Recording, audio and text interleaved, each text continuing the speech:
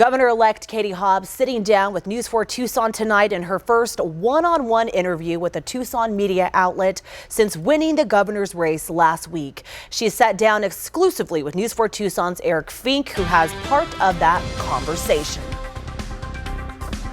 The governor-elect takes office in just under 6 weeks. I asked about her plans to call a special session of the legislature to focus on protecting access to abortion, what her border policy might look like, and the job before she and her team to try and bring Arizonans together after a divisive campaign. It's clear that governors are now the last line of defense to protect access to safe legal abortion here in Arizona and other states around the country. That's why Governor-elect Katie Hobbs will call a special session on day one of both houses of the Republican-led legislature to repeal the 1864 abortion law that's on hold right now pending appeal. Regardless of party composition, if folks in the legislature want to represent their constituents, they will take this seriously. And we experienced a couple weeks of utter chaos when that ban was in effect, and we need certainty in terms of people's being able to access the health care that they need. The governor-elect making national headlines today, saying the Biden administration must do more to secure the border. Hobbs says the shipping containers Governor Doug Ducey placed along parts of our border aren't working. The border is federal, and we need to work with the federal government on better border security. And I've been pretty vocal that I think the Biden administration hasn't done enough on border security in terms of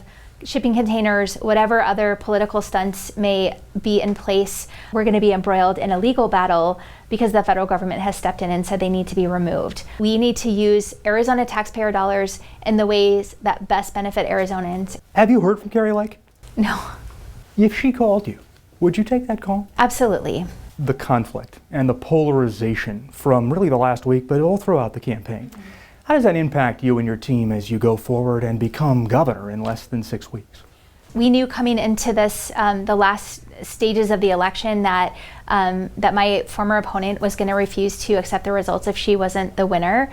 But I'm ready to move forward. And I think Arizonans sent a strong message, and they want leaders who are going to tackle real issues. And I'm ready to start bringing people together to do that. Hobbs says she has heard from Governor Ducey. She says he's been nothing but gracious and has already started to ensure there is a smooth transition. Governor-elect Hobbs takes office on January 2nd. If you'd like to see our entire interview with the governor-elect, head on over to our website, KVOA.com. I'm Eric Fink, News 4 Tucson.